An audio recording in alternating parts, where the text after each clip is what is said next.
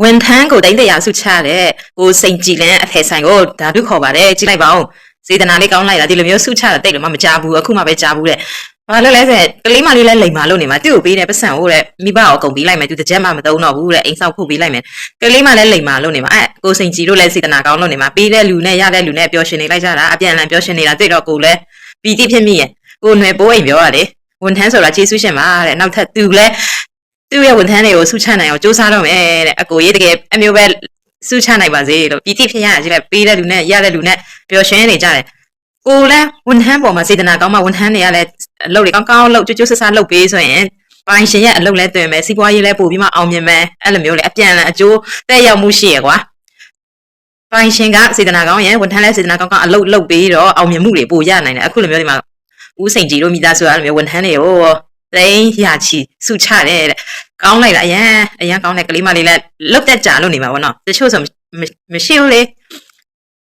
ပိုင်ရှင်လည်းမဟုတ်ဖို့တကြပေးဖို့တော့မတွန့်တူတဲ့ဟာသူတို့ပဲအမျက်ကြီးစားရနေပြီးမှဝန်ထမ်းတွေကလည်းဖြစ်တယ်လို့လက်ခနေတဲ့ပိုင်ရှင်တွေအများကြီးရှိတယ်နော်အမျိုးမှလုံနေရတဲ့လူတွေမတက်တာလို့တခြားလုံမရှာတတ်တော့လို့တခြားလုံ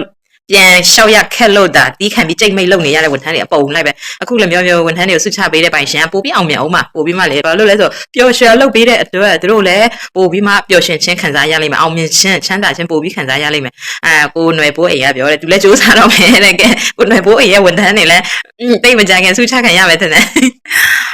အားလုံးကိုဒါသူခေါ်ပေးပါတယ်လို့နောက်ပြီးကိုຫນွယ်ပိုးအိမ်ကိုဒီမှာဗီဒီယိုလေးတင်ထားတယ်လို့ credit ပေးပါတယ်လို့တိတ်တယောက်ရောက်ဘူးလားမရဘူးဟုတ်အမေအေးစုဆက်ရှင်အိမ်ဆောက်ပေးကြလားအိမ်ဆောင်ပေးဝန်ထမ်းဆိုတာကျေးဇူးရှင်ပါလို့ကျွန်တော်တို့အမြဲတမ်းပြောခဲ့ပါတယ်အခုဘေးမှာဆိုရင်လေဒါကိုစိန်ကြည်လင်းအထက်လက်ကအကိုကနေပြီးတော့သူ့စီကနေပြီးတော့အထူးချွန်ဆုံးဝန်ထမ်းကြီးမလေးကိုဘလောက်စုချီမြင့်လဲဆိုတော့ဗျာဟောဒီမှာသိန်း100ပါတယ်ဗျာကဲကိုကြီးရော